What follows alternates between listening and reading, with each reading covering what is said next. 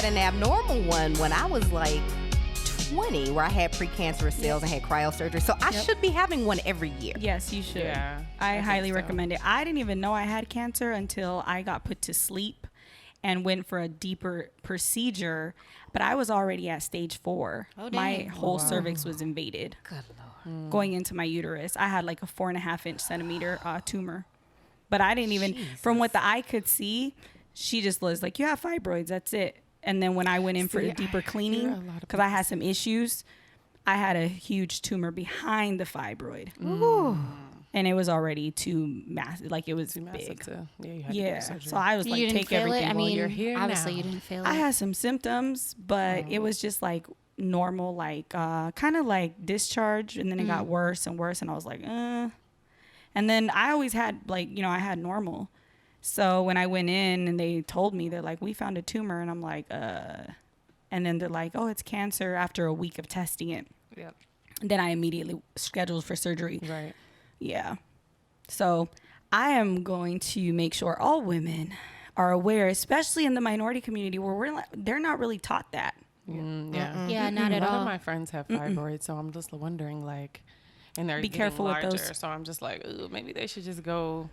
Those Do need to you get know checked. what it is that you did to what test it's called for the deeper procedure? I guess. So that they can I kinda actually look, had to have a 'cause- DNC, which is like a cleaning of your vaginal wall. Because I had like the discharge and I had an infection. So when I went into the doctor, I was 6.5 centimeters wide. Oh, wow. And that's why I had an infection. Oh wow. So I was like, didn't have any protection, Yeah. Yeah. Oh, So Lord. then she's like, Your uterus hurt. Oh, everything hurts. Well, guys, yeah, we're try live, having a, so Yeah, try having a here we are. hysterectomy. Just we're cleared that starting up. this second episode off talking about discharge and uteruses. We keep. Hey, it's And real. But it's vaginal real and it's walls. transparent, and it it's is. something we need to talk about. So, Alyssa, continue really quickly. Just what would you say to a woman that maybe hasn't had a pap smear in a while? I say go get checked. Don't be ashamed. Because if you don't, then you're not going to be aware of what is going on in your body. I found that just my own experience, like cancer is a sneaky little thing. Because when I first went in for a biopsy, before I actually got put to sleep, I didn't come back as positive for cancer. And it was hiding behind the fibroid. That's why you should tell your friend to go get checked. Because when they finally put me to sleep where they could go in deeper, Yeah. then that's when they found the tumor that was already up into my uterus and cervix. So it had invaded my whole area. Oh wow. And it was literally hiding behind the fibroid. Yikes. Wow. So One of the things that I've seen, Howard. one of the things I've seen too is that like fibroids, that is a condition that African American women really deal Yes, with. And absolutely. if you happen to live in an area where maybe your physician isn't used to having Black women patients, they may not be very accustomed to dealing with that and knowing what your options are. And a lot of times the quickest thing they want to run to is just give you a hysterectomy. right. Yeah. Yeah. So don't let them be so quick to take your uterus either. Yeah, I feel like that's for any doctor. Do your research. I use ZocDoc. I actually found a doctor who has my same first name and my mama's maiden name. So I was like, oh, that's the Lord. Has to be. I don't know. She's cool. But yeah, do your research because if it doesn't feel right, then it ain't right. So like if you're not vibing with your doctor, then find another one. There's 10 out there. Yes. And Elisa, they did something, a procedure with you that I haven't seen them do in other cases. Do you want to talk about that? Yeah, so pretty much what a DNC is called, I don't know the other term, but they go in with the laser and they scrape the entire cervix and vaginal wall and they scrape off a piece of your cervix that's Ouch. infected. So they cut it out. So I had that procedure when I was younger. I was like 19. And then because I also had cervical cancer cells when I was about 19.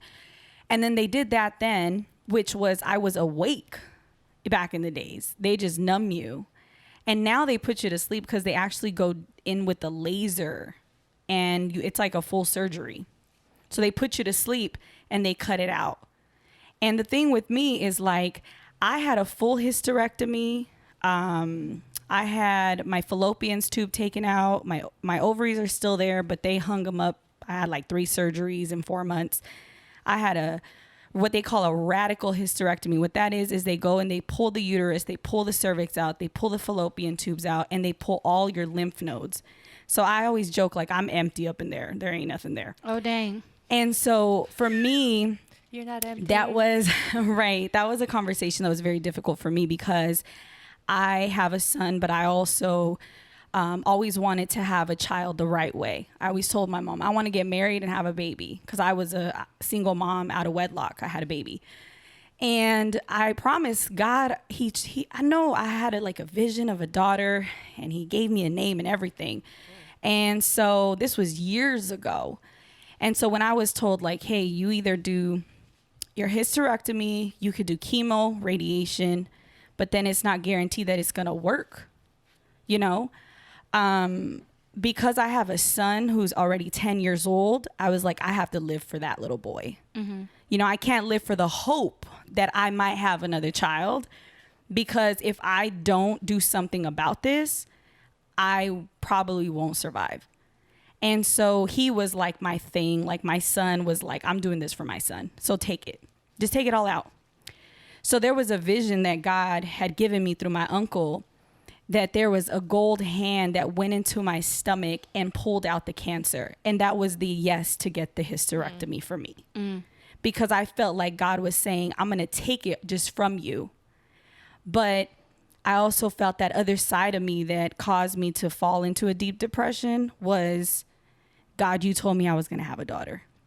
And now you took something from me that I can't bear a child. So how God is going to do that, that's him, right? And if he's going to do that, that's him. I've given that over to him. But, you know, I had to make a decision, life decisions within minutes, days, hours with my doctor. I consulted with him, the team, all the time. And it was very hard. But at the end of the day, you got to do what's best for you. You know, you got to do what it takes to survive. Yeah, absolutely. For sure. Well, welcome to the Clear Talk Show, Yes. everybody. We're going to talk about a lot of different things, so get ready. But before we get started with this week's topic, how was you guys' weekends and weeks? It was great. What'd you do, Alyssa? What did I do? I relaxed. I laid on the couch. I binge watched. What are you watching? Yes. Are you? I watch weird shows. Okay, let's Like- see how weird, because that might be on your level. Well, actually, I started watching this show. It's called Why Women Kill. Okay, no, I'm No, not that you're not that crazy. Okay. I'm just saying. I'm interested in that, though. Do tell more. I will. I'll share it with you. I think it comes on like TNT, and it just talks about women in relationships, and like they end up killing their spouses, but the reason it leads up to that point. It's interesting. I'll share it. Oh, wow. Okay, well, Well, Sarah, you're married. I don't think Ron wants me to watch that show at all. Ron cutting TNT off Perfect tonight. segue. Sarah, you're married. Have you wanted to kill your spouse? No, baby. I've never wanted to kill you. My weekend, it's so weird because I'm a stay-at-home mom. So it's not like every day's a weekend because obviously my husband's not home during the week. But my days kind of just cluster together. Like, I wouldn't be able to tell you if it was Monday or Thursday, Sunday, obviously church. So I know Sundays. So the weekend was great. They usually are great, just family time. Today I started, Jesus help me, potty training my daughter. Oh, dang. Oh, yeah. Oh, how's that going? We're gonna pray Well, for she you. turns 3 in November. So everybody's like, it's time, it's time. I'm like, but have you met her? Have you met the world's most strong-willed child? She's super smart, super independent, super sassy and bossy. So got her some really cute underwear. She's like, Mom, I'm wearing the pineapples. Mom, I pooped in the pineapples. Take the pineapples off.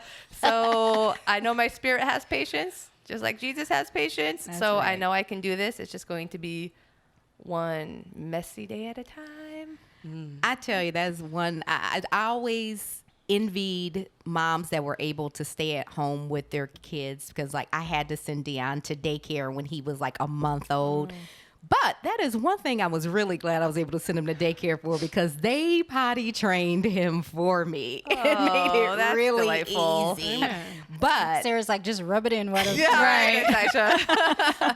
but I missed his first steps. Yeah. But the thing was, they lied. They did not tell me he walked at daycare. They let me think that he walked at home, and then somebody slipped up later on and told me, "Oh yeah, he walked earlier Friday." I'm like, "Well, dang it, y'all protected my feelings, and then you told me." It killed your joy.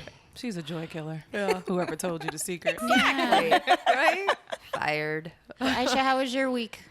It was good, and kind of like Sarah, like the days run together for me. I own a business, I work from home, and I do work on weekends a lot. I'm very intentional about getting rest time in, but I work on Saturdays, I work on Sundays.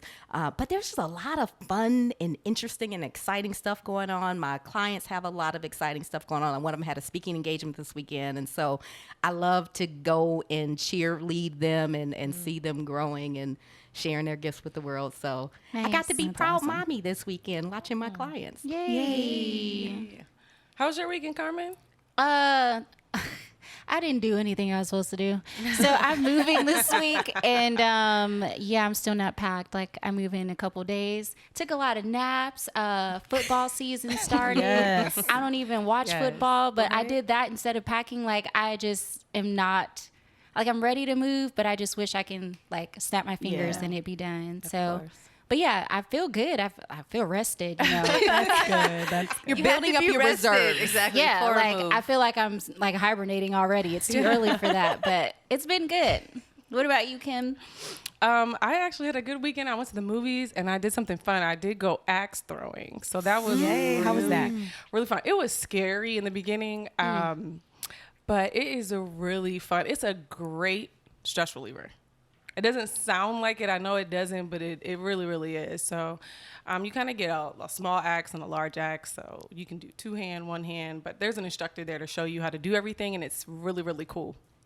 So we did that, and we had it was 4 of us, but it was a group of 10. So I had to end up splitting on going on another team when we got to the competition stuff, but it was really, really good. So it was a lot of fun, a little scary. Sounds scary. Little So it's scary. competitive. It's fun. Yeah, it's a little scary because you don't know the other people who came. You're literally Right. You didn't doing come with nice. them, so you don't really know if y'all really know how to throw. But How did there's you a lot. compete? What was the competition? So it's like it was a point system. So there's like a bullseye and they have numbers and everything on it. So there's like 1, 2, 3, 4. There's like a bullseye, of course, in the middle, and then there's 2 blue dots towards the top that are worth 10 points. Like skee ball. That's fun. Yeah, absolutely. There you go. Thank you, Carmen. And it's like that. So that was one competition, and then the other competition was whose could stay on. So sometimes a lot of people would throw and they would fall off because they weren't throw hard enough. So Right. then you had like a little life next to your name, which the funnest part about that is picking your name because it has to have axe in it. Oh, okay. Oh. So what was your name? That's fun. So mine was Kiss My Axe. Oh, We had who else was on our team? Back That Axe Up. I had to make sure I pronounced Probably this correctly. Guess for- who's I don't I've want seen people to the think I'm cussing. pictures. Okay. I can't. Silly Axe was the other one. We had people with all kinds of funny names, and they have them up on the wall if you want to keep them up there and stuff like that. So it was a lot of fun. I recommend that we go. Yes. So we're You going guys gotta have an down? outing. Definitely gonna go. Is I that just a have to yes? let y'all know right now, I am so uncoordinated. So do not clown me. I'll stand away from you. Right. That part comes with I I won't won't kill you. It just may not end up like anywhere near that. Like it just Oh, be in the wow. middle of the floor. Then you might oh, kill it went 3 inches. Right. Hey, 3 inches is good as long as it's going that way, Right. and not this way. No, So there's you'll be a YouTube video of a girl throwing it and then bouncing off and going right above her head. good. Yes. Oh, no. Yay, my. axe throwing. She should have been in the Matrix. I saw that video. I sent Yeah. that to them after we went axe throwing because I didn't think they were gonna go if I sent it beforehand. Here, I just But spoiled yeah, it. she had long hair, and she was just like, oh, and she was like, yeah, and then I've I seen mean, it was like a That movie, is and it came past her crazy. face. Yeah. Oh. It How came does past that her. happen? you guys are really selling it for me. Like, know. It's gonna be amazing. It's fun. Child, Did you I see don't that know. woman almost died? We should go. It's fun, but we won't die. Basically, Right. what We'll you're be fine. telling We're me is that covered. my wig might get cut off. That's what you're telling me. But is it your hair? So I would rather be my wig than my hair. So. I mean, that, you know the term split your wig? Oh, There it is. There it you is. go. Wow. Amen.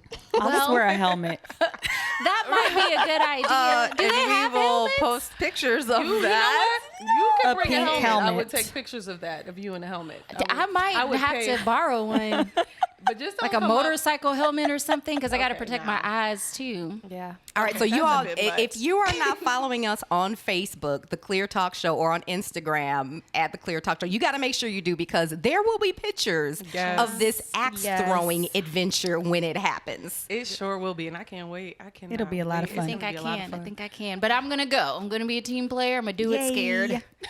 In the words of Pastor Erica. There we go. All right. So, news segment alert. Boop, boop, boop, boop. So throughout the podcast life, we're going to be talking about different segments, but this week's segment is called, drumroll please, It Ain't Always the Devil. It's showing. So we were talking about things in kind of our planning meetings about how could be church folks, could be your parents, could be whomever, who always blame things on the devil. Like, think of the water boy and Bobby Boucher's mom, right? Everything was the devil. My grandmother might be Bobby Boucher's mom. And I can say that because I know she's not going to listen to this, so Dad, don't tell her. But y'all know that grandma is Bobby Boucher's mom. So, want to get you guys' thoughts on It Ain't Always the Devil. Tell me a story.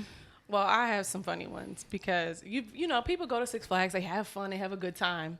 And this lady decided it was the devil, but it ain't always the devil. When you go to Six Flags and you get on a roller coaster with your wig and it ain't sewed down. So guess what? So now it done flew off. And you know, they have cameras on the roller coaster now. So it's a nice little video of this lady, her whole wig, and her grandson or granddaughter, whoever it was, just looked at her and was like, ooh. And you not getting that back, and we not going home. We didn't pay too much money. You gonna wear these straight backs? Ooh, you I better get feel you her, a though. baseball cap or something. We literally Yes. were just talking about my introduction to the wig life, and on my way over here, because I walked here, I didn't properly secure my wig. I don't care. I just didn't. So I was walking with my head down and kind of walking like, Lord Jesus, please, like just let it stay. So Just a couple bobby pins. That's all I'm asking. I'm gonna do better moving forward. Now, I will tell you, I did have one incident. I've been wearing wigs for decades, literally, like probably 20 years. But I had one instance when I first moved to Arizona, and I was leaving a restaurant. Thank goodness there was nobody like behind me, and a high wind came. Oh dang! And it took my wig, and it was blowing down the sidewalk, and I had to chase my wig. Did you catch it? I got it. Oh, runaway I'm looking around like, did anybody just That is funny. Tumbleweave. There we go. So interesting that you say that, because Sarah Jakes Roberts told a story at one of her sermons about, she was like, you know, you just got to be your husband's girlfriend sometimes. And he decided to rent a drop top convertible, right? And she's like, oh, we gonna be cute. Do you remember the story? Oh my Yes. gosh, she had me in the floor. She was like, oh, we gonna be cute. You know, I had my outfit on, you know, whatever. She was like, I get in the thing, and she was like, we drive it, and I feel this breeze. And he looks over and was like, your hair is gone. Now you know it's real when your husband ain't got no words and he just making hand motions that your hair is gone. And she says she's never been more embarrassed in her whole entire life. Yeah, so, that's super embarrassing. so message here, ladies, secure the weave. Yeah. Yes. Hashtag secure the wig. Secure the wig. That's And our that is hashtag. not the devil. Right. No, that is it not ain't the always devil. the devil. It's ain't sometimes always the it's devil. you. It's us. It's a lack of bobby pins. Amen. That's funny. What about gaining weight? I'm like, that's the devil. No, that's that pizza that you ate at 9 o'clock at night. So you know, I had That's a lot you. of weight gain these past 7 months, and I'm like, that's the devil. Get it away from me. I just had no self-control sometimes. I hear you. Just Yeah. eating and eating and eating.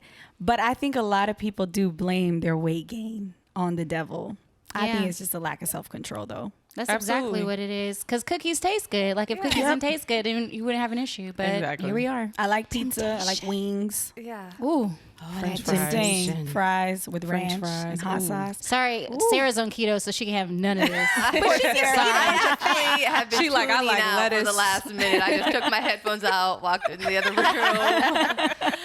Try not to stare at these peanut M&Ms right next to me, which Oh, are my favorite. Ooh, I'm sorry. Well, see, I don't eat meat though, and so when y'all were talking all about the chicken wings and all that, you know, like last time we were here, there were chicken wings, and they still look good, they still smell good, but I have not had chicken in 10 years. Wow. Oh, Really? wow. That's a long Yes. time. Bless Or your any heart. meat in 10 years. I'm going I do through all fish your and Facebook seafood pictures. still, but Make sure I don't see no 10 pictures years. of you eating chicken. Right. if I was to eat it now, well, at this point, if I was to eat it, I would be up under the table. I would get so sick would because my be body so can't sick. even process it Yeah. anymore. And so that keeps me like, no matter how good it looks, I can't eat it because it will tear me up. And so I don't know, what will it take for us to, you know, when we think about those foods that look so tempting, can we train our minds to think of what are the consequences and be Yeah. so disgusted by the consequences that we turn away from it? When you figure it out, let me know because I haven't found the solution. Because I will eat cookies and coffee. Cookies are my weakness. I feel like I'm the cookie monster. Like I need cookies. We have at my job Warm Cookie Wednesday. And they're these face-sized chocolate chip cookies that are warm. And they announce it on the PA. Hey guys, it's Sweet Treat Wednesday. We're having warm cookies. Oh, your job That's is the devil. amazing. Then. Before he can finish. I don't need to have everybody know that over the mic. Oh, I guess, yeah, it ain't always the devil. My coworkers It do. ain't always the It devil. ain't always the Sometimes devil. it's your job. It's But my that job. is the devil. Yeah. Your job. Well, I keep succumbing. I'm there before the announcement's over. Well, now I'm on an eating plan, so pray for me. Okay. I've been doing really good. I'm proud of Hey. myself. Back at the gym, taking care of myself, you know. So I'm like, get the sweets away from me. I like Hershey's. I like Dang. Reese's. But I like food. I like big plates of food. I like tacos, rice, beans. You know, I'm Mexican. I Yeah. like that greasy food. I So- literally just did one of those silly quizzes on Facebook. How would you die in a horror movie? And I clicked on it and it said, Sarah will die because Freddy Krueger will yell, free food. I said, no, that is spot He about to get a lot of on." women like that. Yeah. He'll get a I was like, women all right, like Freddy that Krueger, I easy. got your number. Taco Tuesday. Oh, I'm there. Oh my gosh. I think LeBron has the best Taco Tuesday. Oh, yeah, Shout he out. does. Did Shout you out see he tried LeBron. to trademark Did he get the that? no? Oh, he He didn't? tried to trademark the phrase Taco Tuesday. Oh, like he was the please. first one to say that. He Right. wasn't, but he did make it great. Yeah. But bruh, you But he can't wasn't trademark the first that. one. Come on. I'm just saying. Right. Worth a try, I guess. Trying to be a mogul. So it ain't always the devil. If God removes a friend from your life and you continue to bring them that toxic person back, is that the devil or is that you? It might be, though. He might be tempting you, but you got to make the decision Yeah. to not be tempted. True. That's So exactly right. The it devil sounds can like you. use people, absolutely. But your decision to welcome them back into your life, your heart, I mean, It could then be it's both, you. though. Yeah, It could be both. Because there's some people, like, like, you should not be in my life. absolutely. And you just can't let go. Yep. I Very hear true. a lot of you yourself. So is it the devil or is it you? Oh, well. I That feel is a like hard one. I feel like the devil can use people, but your acceptance of it when you know that it is a toxic relationship is you. Your acceptance to it ain't got nothing to do with the devil. Yeah. Yeah, Like, yeah. That's, I fair. mean, we have authority and power. yeah. So That's very true. So, Carmen, you just brought up an interesting point, though. How do you determine what people need to be in your life or not? Because, you know, you have some people that have schools of thought that say, okay, well, if you're a believer, then all of your friends should be believers and you shouldn't have any friends who aren't. But then other people will say, well, no, I don't see a problem with that. So how do you determine who gets that space and who gets to be called your friend and who doesn't? Current state, if I'm like on the fence, I have a lot of friends. So if I'm on the fence about you, I'm gonna pray about it. Use discernment. Like all the friends that I have here, are literally walking prayers. Because when I moved here almost 4 years ago, which is crazy, it'll be 4 years, October 1st. Whoa. Sorry. I didn't have any friends, and I've moved around a lot as a kid, so it was always easy for me to make friends, but here it wasn't that easy. So I literally was like on my balcony praying to God, like, hey, bro, like if you don't send me a community like I had before, like I might be walling up in these streets again. So all the friends that I have at different levels currently in Phoenix, I like to say they're walking answers to my prayers. But one of the things that I had to learn, because I've always been someone that like, you can like I had a friend like steal from me before when I was in college. And I mean, she's still my friend now. She was my friend for a little bit, but I accepted her back. So it was like one of those things where I had to learn levels. My bestie, hey, Alicia, in Tampa had to teach me that about like, so if you think about like the earth, right, there's a core. So I'm at the center and there's different levels. So the closer you are to my core, the closer you are to me. And then the further away you're outside of that. Right. So I don't want to say I intentionally put people in levels, but it depends on the level of our relationship. Like if I can be transparent with you, if I can trust you, if I can know that you have my back, like I'm not concerned about where we stand, you're closer. Now, as I get to learn you and know you more, and you kind of show yourself a little wonky, then you're going to, spread out a little bit. Or there's some people, even if they don't show wonky, you just don't connect with them. Like we have nothing in common. Yeah. You're super nice, like we're cool, but like we don't connect. Okay, you might be like a level 4, you know what I mean? So, Wait, so what are these levels? So there's like level 1, it's like my nucleus. Got it. Y'all know who y'all are.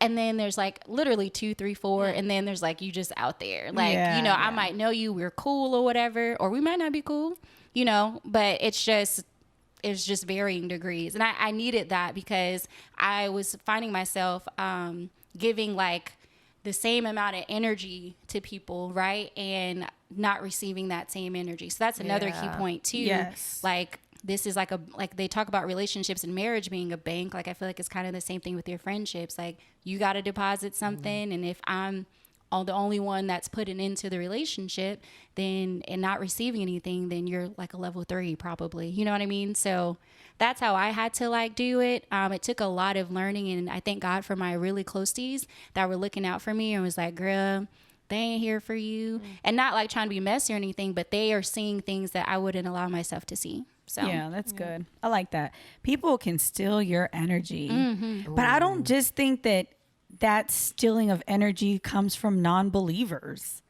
Like I've had friends who are believers, and they stole my energy. And I'm like, oh, Jesus, I can't hang out with this person. So going back to the levels, yes, I agree with you that there are levels, whether you're a non-believer or a kind of believer, or you got some questions about God, or even you are a follower. Yeah. There are levels to that. And for me personally, I've had friends who are not believers and I have friends who are believers.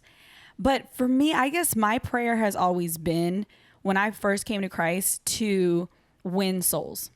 So if that means that I am communing and in creating friendships with people who are not believers, best believe I'm talking about Jesus. Yeah. In those friendships. We're just not acting up or anything like that. There's a strategy. It's strategic. And so it just depends, I think, for, the purpose of those friendships. If you see like, look, this is God putting these people into my life. I'm now sharing my story. I'm now sharing love with them. Maybe they've never even experienced that before. So if I'm supposed to be the light, then I'm supposed to reflect Jesus. And he says, how will they know that you follow me, right? How will they know? It's by your love. Right. And so it's like, I try to display that in every relationship, but I'm no dumb either. Like I discern, and if you're not good for me, good riddance, goodbye. I let you go. I don't go back. It's cool. I'm good. Yeah. So I think that there are levels. I think that you have confidants. I think that you just have acquaintances. It just depends. You have to use discernment with everyone. You do. Yep. With everyone, not just non-believers, but even with believers. Yep. Yeah, Well, my they- levels are not exclusive to believers. And you're right. There's some people that, I love Jesus, you love Jesus, but we don't vibe like that. And it's cool. Like it doesn't just be, we're brothers and sisters in Christ, but think about like your brothers and sisters in real life. Like Child. that's a whole nother segment, but you know what I mean? Like there's different levels to it as well. So it's the same thing. Yep. What I was going to say, going with what Elisa mentioned, now I almost forgot, but using that discernment and knowing if somebody's good for you. So when we talked about having this discussion about friendship, I was like, okay, friendship. Like I've been super blessed my whole life with friendship. Like I make friends easily. I love people. People have been super loyal to me, but I'm like, okay, like friendship now at 35 years old, what does it look like? And I've realized still, and I can still make friends, and I make friends in the church, and I have amazing people that speak into my life. But I do have best friends too. Nerd Herd, shout out. You know who you are. I will never love that, explain Nerd Nerd Herd. They're probably laughing in their cars. Anyway, I love y'all. So when I was obviously looking at scripture, and I was like, what is this friendship? You know what I mean? And friendship has been around forever. Like that was the one thing that I realized, like, so God created Eve because Adam wasn't supposed to be alone. It's not good for man to be alone, Genesis. And then he was friends with Moses, and he was friends with Enoch, and he was friends with Noah. And I'm like, and God's friends with all of these people. He's speaking face to face. Like, we need friendship. And Jesus was a friend to sinners, and Jesus died for his friends. Right. So I'm like, that is why friendship is so important. And I mean, I hope I'm not alone on this, but going through phases and stages and seasons of isolation, and you're like, oh yeah, no, Jesus, I'm just in solitude. Girl, no, you're not. And I realized the more I isolate myself from women, because I'm married, like I don't really, like I have like one best guy friend, but that's about it. My husband's my best friend, but for the most part, I surround myself with women because that's just a boundary that I keep with my marriage. But like, I need those women in my life. And God is the first to tell me, like, you're isolating yourself from your friends, but you're also isolating yourself from me. Because it's so hard to think like, oh yeah, I can isolate myself from all of these people that speak into my life, but you're also not isolating yourself from your true friend. You know what I mean? So if you're in isolate, like to me, I'm like, it's not solitude. And I'm like, and you know the difference. So if you're listening to this and you're like, no, I have been, just reach out to somebody, like, just call somebody. They want your call. There are actually like, there are women waiting for your phone calls. Yeah. Like, and I guess that's hard to explain too, but then, so that doesn't even talk about what Elisa was talking about, discernment and knowing who's good for you. So then I was researching, first off, Proverbs. Go read Proverbs. If you want to know what a friendship is supposed to look like, go read Proverbs. It's biblical, you know what I mean? If you want to know what a biblical friendship is supposed to look like, go read it. It's there. It's like a perfect guide. So, but specifically, Proverbs 27:9. Ointment and perfume rejoice the heart. So doth the sweetness of a man's friend by hearty counsel. All that means is so does. You know what I mean? And that's exactly right. So to me, like this is the foundation of true friendship. Whether it be your Christian or non-Christian friends. Like your friends should be giving you hearty counsel. And their friendship should be rejoicing your heart. That's good. Which is part of your soul. You know what I mean? So to me, I'm like, if you find that your friendships aren't doing either of those things, like reflection and probably decision making. For me, hearty counsel will right now in my life will always be biblical counsel. You know what I mean? So that's what it looks like for me. But I'm not just going to throw away a friendship if I receive one piece of non-biblical counsel. It just may be I may not go to that friend anymore for that specific issue in my life or that specific counsel. So definitely for me, but okay, so if the hearty counsel to me rejoices our soul and these friendships are supposed to rejoice our soul, I feel like there's a reason why then Paul warns us against being corrupted by bad company, which is like when you're talking about friendship and you're talking about non-biblical friendship and you're like, okay, well, is that corrupting you? But to me, I'm like, the more mature you become in your relationship with Christ, you should know if something is misleading you and misguiding you. You should be able to have friendships where you're like, no, this isn't misleading me. Is she a Christian? No, but she's not misguiding me to do anything that my spirit is saying no to. However, to me, if you are constantly having to guard your heart from a friend, I mean, in a relationship, like if you're constantly guarding your heart and not in the way, you know what I mean? Like, and God tells us to guard our heart, but if we're like guarding our heart from somebody that's supposed to be our bestie and then we're leaving that hangout and we're having to renew our mind from whatever, I'm like, that should be a sign. I don't know. What do you guys feel? Just want to clarify what you mean. So when you, for folks that may not be familiar with like that scripture, when you say, renewing your, like you have to renew your mind, like do you mean like, okay, I'm hanging with my friend and she smokes weed and I feel like I gotta smoke weed now because she smokes weed, instead of having like that boundary of like, okay, this is my friend, she smokes weed, and she knows that she doesn't need to smoke weed around me because A, I'm not trying to smell like it, and B, I don't want to be high with you, you know, or whatever your reason is. But you know, as a believer, like, I'm not supposed to smoke weed. So it's like, clarify for those that may not understand like what those boundaries mean for you. Well, for me, and it's funny because I'm like, I don't even know even like the last time this happened, but I guess to renew my mind, like, I mean, I want to renew my mind daily, obviously. And for me, and you'll get to know me, and it's going to, you know, you're going to get to know what I have to renew my mind from, like some of the struggles that I have daily. But if it were friends, like if we were constantly talking, like, okay, occasionally I can talk about my backslidden state. But if that's all we're talking about, so we're talking about one night stands we had, and we are talking about how many times I passed out at a toilet and how many times I've had my stomach pumped or how many times I've had alcohol poisoning. If we're talking about that every single time and then having to leave, and that is like, that I'm not like, and it's not, you don't even have to be tempted to want to do that, but that's not doing anything good for my heart. It's not rejoicing your soul. It is not rejoicing my soul, and it's not. So just little things like that. Anything where you feel like you just left the room and you need prayer. You know, I was gonna say, and you need prayer. Like you, I mean, I was gonna say that, but that's exactly right. Like you should not leave, I feel like, a room with your friends and feel like, holy cow, Lord, wipe me clean right now, or renew my mind, and my heart is a little hard right now. Like, So you guys, what do you? I think one of the things that I've noticed is if you do word studies on the word friend throughout the Bible, in the Greek and the Hebrew, and, you know, when things got oversimplified in the King James Bible, we'll take the word friend and use it for everything. But if you go back and look at the original meanings of those words, there's several different words, and words that meant neighbor, words that meant companion, words that meant comrade. I mean, so, and I think we tend to do the same thing. We use this term friend very liberally. And the way that I've tended to approach it is to look at what is the purpose that people serve in my life, and what is the purpose that I serve in theirs. And everyone should serve a purpose. And if they don't, then maybe they don't need to be there. But Sarah, kind of the same as you were talking, there are, you know, I've got my business friends, shout out Max 7.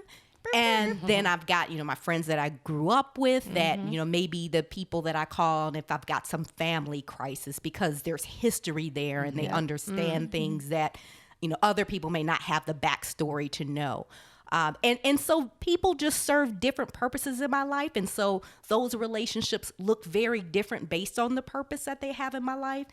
And I don't have unrealistic expectations of people who serve one purpose versus another. And one of the things that I've run across, and you talked about this a bit, Carmen. You know, I think most of us are transplants. Lisa, you're from Arizona, but most, not here, but from Arizona. But most of us are from somewhere else. And yeah, it can be hard to make friends sometimes. And one of the challenges that I've had with people is I may meet someone and they're wonderful and I like them, but they're looking for a companion.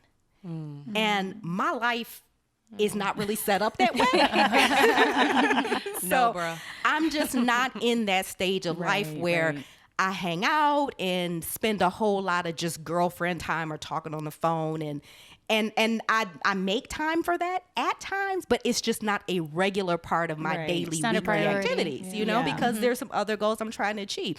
So if somebody comes into my life and they're looking for that, and I don't have that to give, then unfortunately sometimes people get hurt because they take it personally. You don't want to be my friend. You don't want to hang out with me. You know, and it's not that. I just can't fulfill that purpose in your life. Maybe there's some other purpose I have here, but I just can't be that to you. Do you have that conversation? I'm just wondering, because I've never thought about that either, and that's mind blowing. Yeah, right. I'm trying to do an emoji, but you know what I mean. But like, can you have that conversation with somebody before they may take offense to it?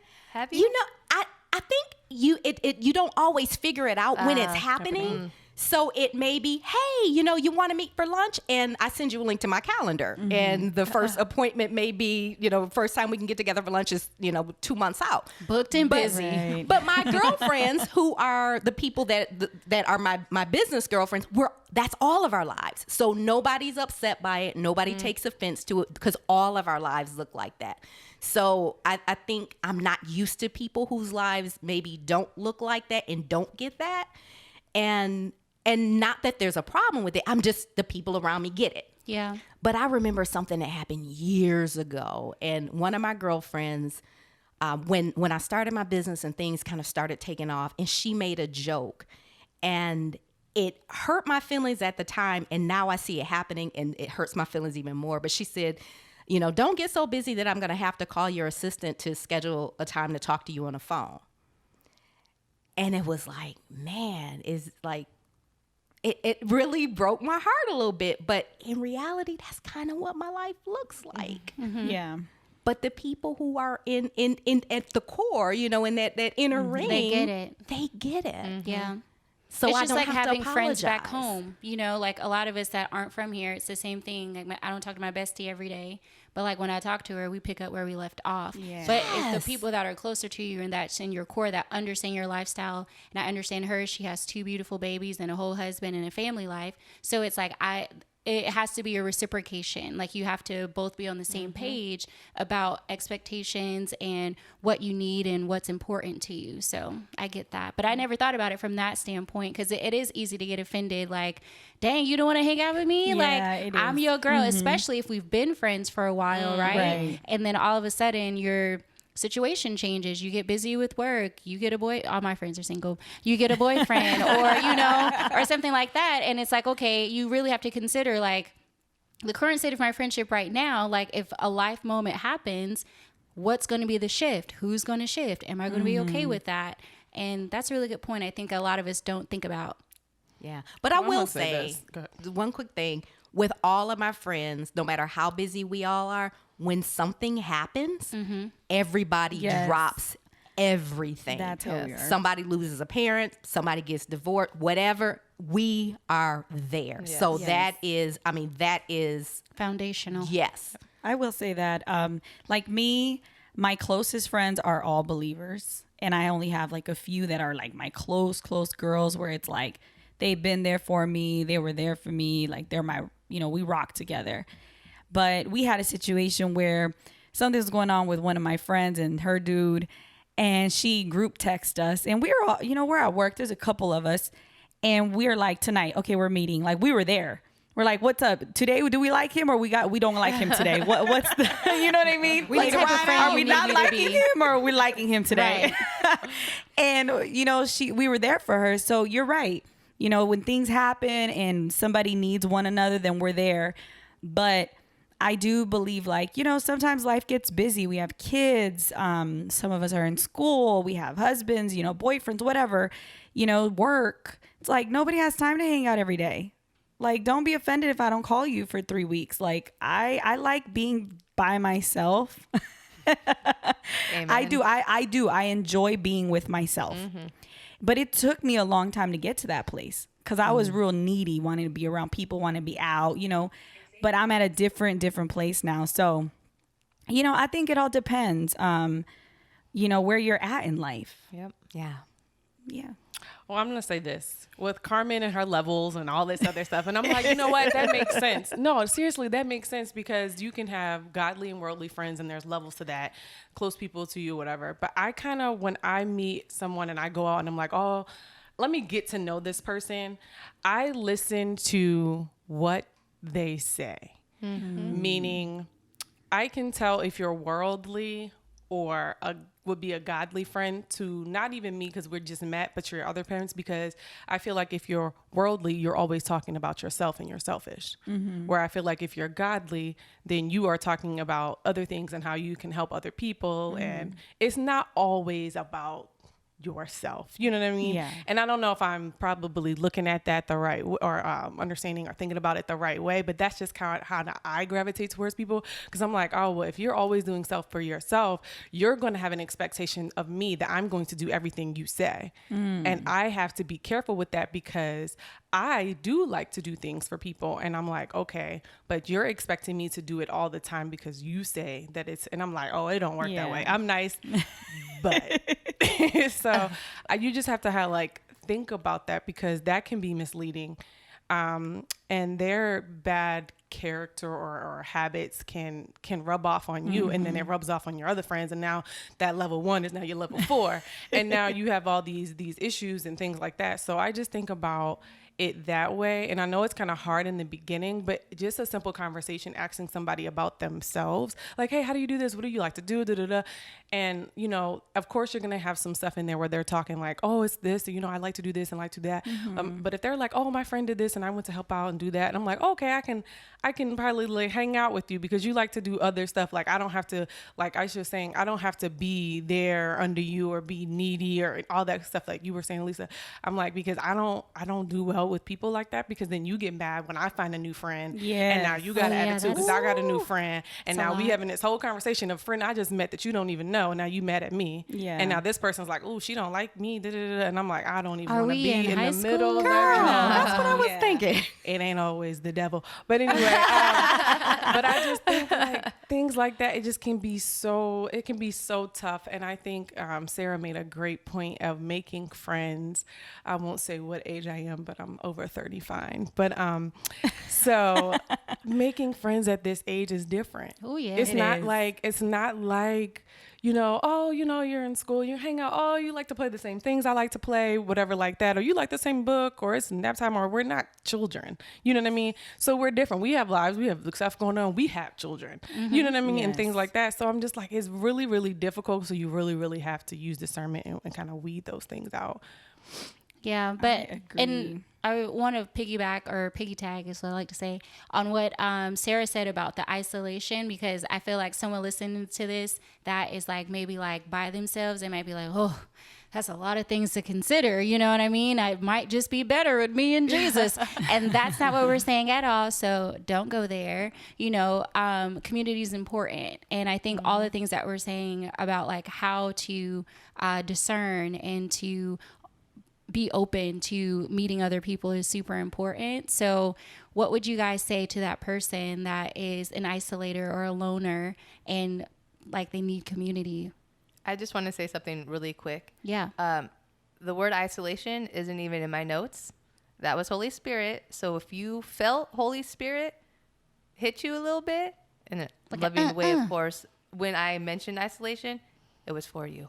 Yeah. Absolutely. That's good. I think reach out to people, like just be intentional, because sometimes somebody said that earlier is like maybe that, or Sarah, you said like that woman is waiting for your call, and it's like be intentional, because I have a tendency to isolate myself.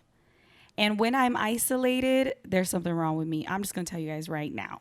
If y'all don't hear from me, or I'm, just like to myself, and it's because something is going on inside of me. Noted. Note that. And that happened to me throughout my being sick. It's like, I was like, I'm good. I was posting like, I'm good. I'm, inspiring people. But in the background, I was a hot mess, and I was isolating myself. And I noticed that when people would reach out to me, I was like, I'm okay. I'm fine. I'm doing good.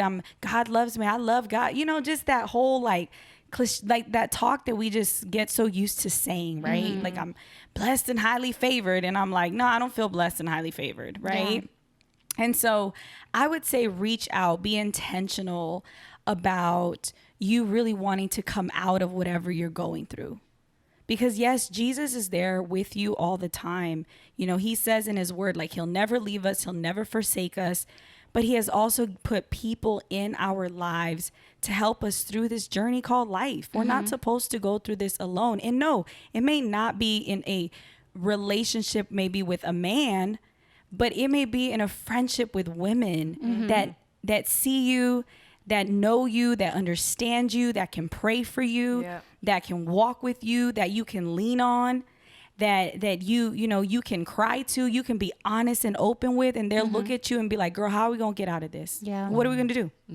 Not like, okay, here you go again. No, I don't need that. Right. And I think a lot of times what happens to people when they isolate themselves is they are disappointed people. Yeah. Yeah, for sure. They're disappointed people. So when you're disappointed, you're not going to Open up. exactly open up to having another friendship. You know, like for me, my best friend, she passed away. And in 17 years ago on my birthday, it was very difficult for me to come out of that. But I had to open up. I had to open up to new friendships. And sometimes I'm like, I talk and I'm like, girl, there ain't nobody like you out here. Like real talk. Yeah. I never found someone like her ever again. But I know that the Lord has put amazing women in my life that are here for me and that I relate to in so many ways, And so just don't isolate yourself. Go to church, meet some people, go to a cafe, talk to people, say hi to someone. You never know what your smile will connect with that smile that looks back at you. You'd be like, hey. And now you're friends, Right. So just come out of that, man. Don't stay there. I tell you, one of the things that breaks my heart is when I hear women say, well, I just can't deal with women. Hate it. Women are catty. Women are this. That is the devil. Yeah. Because the enemy There it does is. understand the power of Yep. women when we come together. Unstoppable. Unstoppable. And so we cannot believe that lie Yep. that we cannot be on one accord, that we can't support each other, that we can't cheer each other on. And I will tell you this. If you find yourself in a place where you keep attracting the wrong people, we tend to attract who we are. Yes. So Say sometimes that. it is you. Yes, Yes, that's it not the devil. If you find that you're always attracting negative people, what is it that you're putting out that is drawing that to you? Absolutely. Yeah, that's good. Heart check. Attitude adjustment. Yeah. I'll say this. I think that the devil has not liked women since the beginning of time because he knew that a woman would give birth to the savior that would defeat him. Amen. And Preach, Kim. Come on. ever since then, it's been a struggle, Has. period. And I'm really serious. So when you say, oh, I hate working with other women, it ain't always the devil. Sometimes it's you and your feelings. So what you're Yeah. going to do is you need to get up out your feelings. You need to have a better attitude and not be in the way that you are. I'm talking about me right now because that was me. I had an attitude. I was like, oh, women are this, women are that. No, it's you. Yeah. You need to get up in the mirror, get up in the morning, look in the mirror and look at yourself and say, you know what? I'm not going to be this today. Yeah. And you have to understand that he has a mission. The devil has a mission. He don't like women since the beginning of time.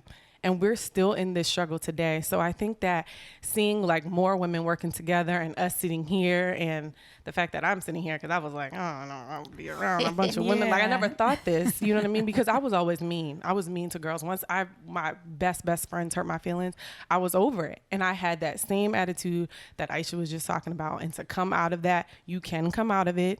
You have to understand what his agenda is. He don't like women, but guess what? We here and we finna do this thing and we gonna keep going. Yeah, that's And so that's good. that. Who run the world? Girls. Hey. Okay. And we will. Flip. Oh, Kim just brought up offense. She didn't say the word offense, but obviously, and we will have plenty of conversations about offense, ladies. So Yes. hold tight on that. Yes. And then I'll just remind you, don't be afraid to pray for your friends. Like when I first thought of that, I was like, that's dumb. Like I could be praying for, let me not say that. I could be praying for all types of other things. Amen. Censor. But the thought of like praying for friends just seemed trivial, but it was like the Right. best thing that I could have ever done. So I encourage you, if you're a believer, even if you aren't, like, if you're like, I don't know how to pray for your friends. That's a good way to start. Or if you're new into the faith, but just ask God to send you the right people. And then open yourself up. There's also there's like meetup groups that you can Yes. join. Yeah, that's awesome. centered around things that you like. So I joined a brunch one when I first moved here. Man, let me tell you, it was great. For sure. And one last thing, it just totally came to me. Jesus had friends. Did. Man, Jesus had 12 friends. And they kicked it. Judas. Yeah, they did. Kicked it. Judas was in there too. Right.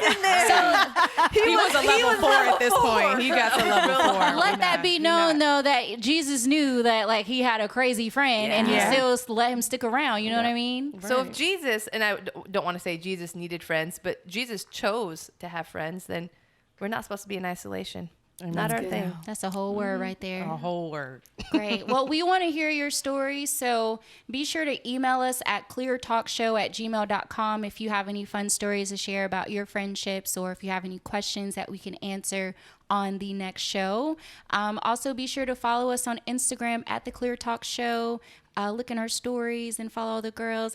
And then also we're on Facebook at Clear Talk Show. So it's been a great show. We are very excited for you guys listening and tuning in. And any last words before we wrap? Peace out. A-Town down. Oh, you know what? I'm so proud of you. Come on. Is it South Dakota or North Dakota? South Dakota. Come on, South Dakota. I'm rubbing off on her, y'all. All right. See you guys later. Bye. Bye, guys.